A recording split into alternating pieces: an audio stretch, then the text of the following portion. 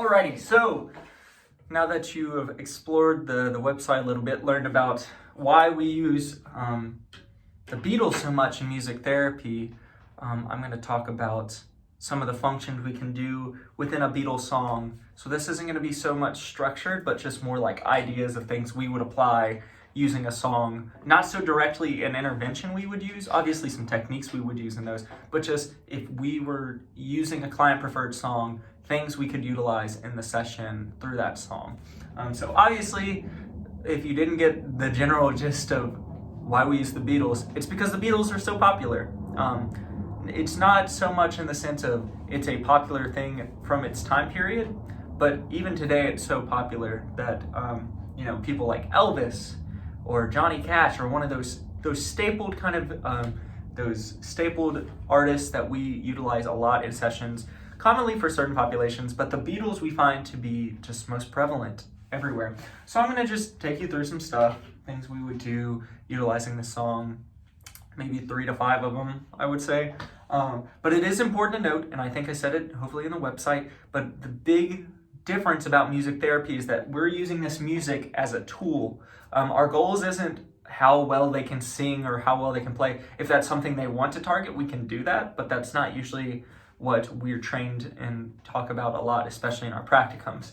But this is more about how can we use this music as a tool to reach our goals and objectives for what that person wants to improve on in life, whether that be something socially, something in their behavior, it can be movement, it can be speech.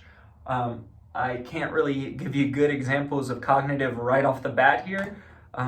Mine is just intellectual disability and thinking and processing, but not so much on that. So if I was doing this right now, so we're gonna do Hey Jude, very popular, everyone should know this. Hey Jude, don't make it bad, take a sad song and make it better.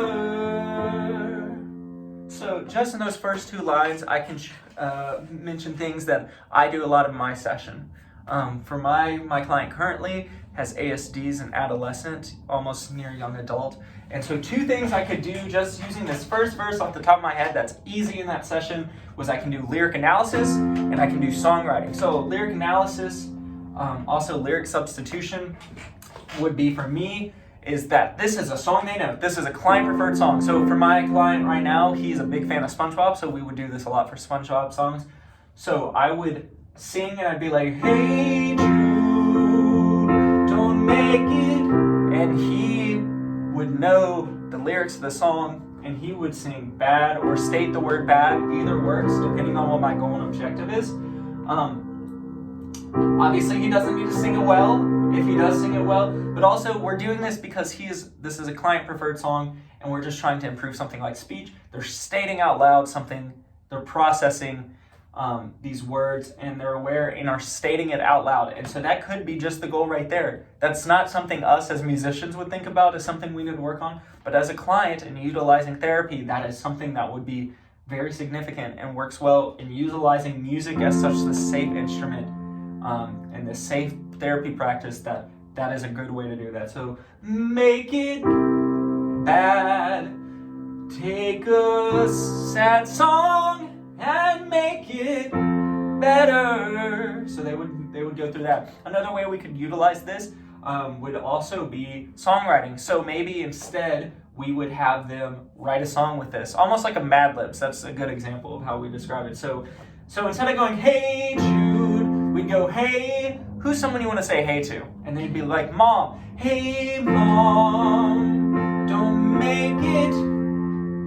What's something about Mom? Clean. Oh, do you not like when Mom cleans? Take a sad. And they would say something, some word, something. And it doesn't always have to make sense. If you're utilizing and trying to aim for something specific, obviously that's the direction you would want to go with that. But for this example, I would just be like, what is something you don't want them to make? Or almost like you're just restating what the sentence is saying and they're filling in the word. So you could go with an approach like that. I do that all the time. We do that with, my client really likes David Bowie's Space Oddity.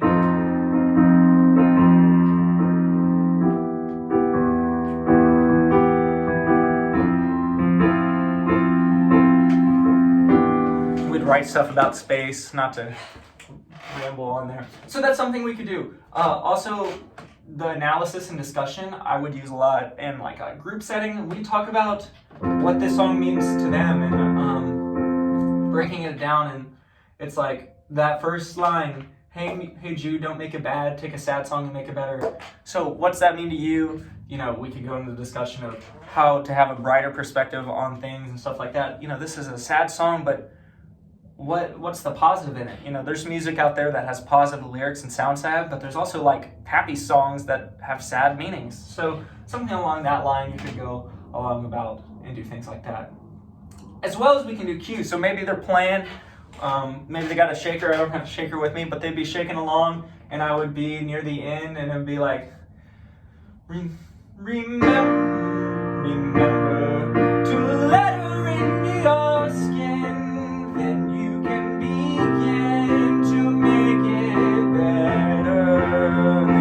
Maybe you want to get them to shake along with the music, get that rhythm going. We can have that dynamic build up where they shake louder and louder, or get quieter and quieter, and then, you know, we don't even have to follow the music. We can start doing something.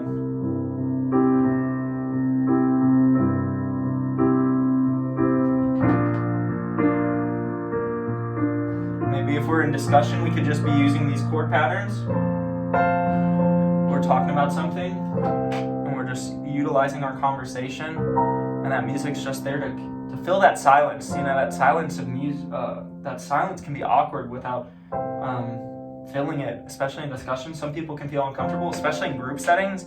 If you're still building that awareness of others in the group or building that rapport, it can be real awkward not to have that talking going on. And so it's good to have this medium that you can fill in the background. So that's something you can also utilize. But also, near the end, we can get something where it's like, you know, you have to have that confidence as a musician. Remember to let her into your skin, then you can begin to make it better, better, better, better, better, better. Wow. Na, na, na, na, na, na. Na na na na na na na, hey Jude. So even though that can be like really uncomfortable, go better, better, better, better, wow. You know, that's silly, but that also grabs the attention of your client as well as gets them excited and they want to participate and engage, especially if you're treating goals or something. So they could be drumming along, they could be singing along, especially near this end when we're at that na na na na na. That group unison going. Also, you can drop out na na na na na na na. You know, get them clapping along, something along that, with following those cues and using those dynamics as we get to the build up to the big part.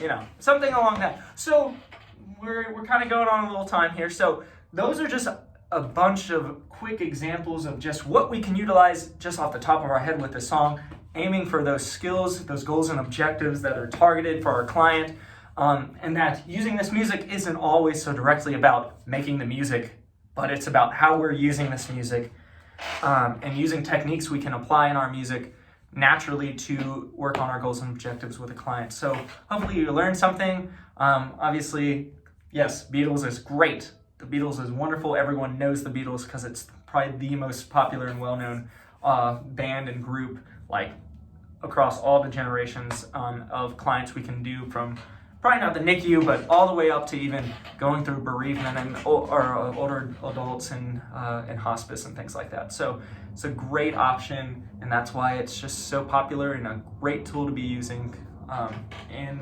therapy world. So yeah.